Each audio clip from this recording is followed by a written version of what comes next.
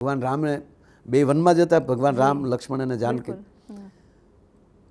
તો હું ઘણીવાર જાહેરમાં કહું છું કે આપણે રામના ભાઈ તો નથી ને. લક્ષ્મણ તો રામના ભાઈ છે, દશરથના દીકરા છે, શેષનારાયણનો અવતાર છે. છતાં એ બેઠા છે અને વનવાસી ભાઈઓએ આવીને, એ ભીલ ભાઈઓએ આવીને દોડીને આવીને કીધું, પ્રભુ માફ કરજો, આપના સત્સંગની અંદર અમે ખલેલ પહોંચાડીએ છીએ, પણ અયોધ્યાથી ભરત અને શત્રુઘ્ન સેના લઈને આવે છે. એટલે ભગવાન કાંઈ બોલ્યા નથી, ખાલી આમ જોયું છે. રામાયણના બાલકાંડના 227માં દુહાની આજુબાજુની એ ઘટના પ્રસંગ. તો લક્ષ્મણજી એની ક્ષણે ઊભા થઈ ગયા અને બોલે છે, સ્વામી માફ કરજો, આપને આજ્ઞા વગર બોલું છું. જો આદર્શ ગુમાવ્યો.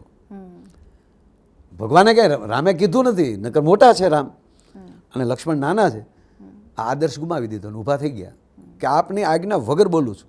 શું સમજે છે કઈ કઈનો દીકરો? તમે વનમાં એકલા છો એટલે 14 વર્ષ પછી પાછા ગાદીએ ન બેસો એટલે અવિચળ રાજ એને રાખવું છે. માફ કરજો પ્રભુ, એ ભૂલી ગયો હારે કોણ છે એમ. હું ભરત અને શત્રુઘ્નને જીવતા નહીં જવા દઉં. આવું બધું અદ્ભુત બોલે છે. અમારા સમય તો તમે કલ્પના કરો કે એ વખતના લક્ષ્મણ જો આદર્શ ગુમાવી દેતા હોય અને ભરત માટે એટલું બોલી જાય, અને ત્યારે પ્રભુ રામ એને કહે છે કે લક્ષ્મણ તમે આદર્શ ગુમાવો છો, આદર્શ વગરનું જીવન નકામું છે. તાક મોટા ભાઈ તમને લાગે મેં આદર્શ ગુમાવ્યો એમ? હું આદર્શ ગુમાવું તો કોની તાકાત છે કે મારા ભાઈને વનમાં મોકલી શકે?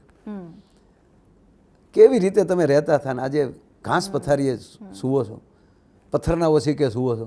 ક્યાં મારી માં જાનકી લાટપોટથી ઉછરીને મોટા થઈને એ આજે વનમાં તમારી સાથે અમે.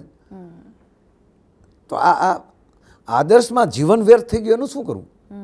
અને ત્યારે ભગવાને કીધું કે લક્ષ્મણ, આદર્શમાં વ્યર્થ થયેલું જીવન બીજાની માટે આદર્શ બની જાય છે. ક્યાં વાત છે.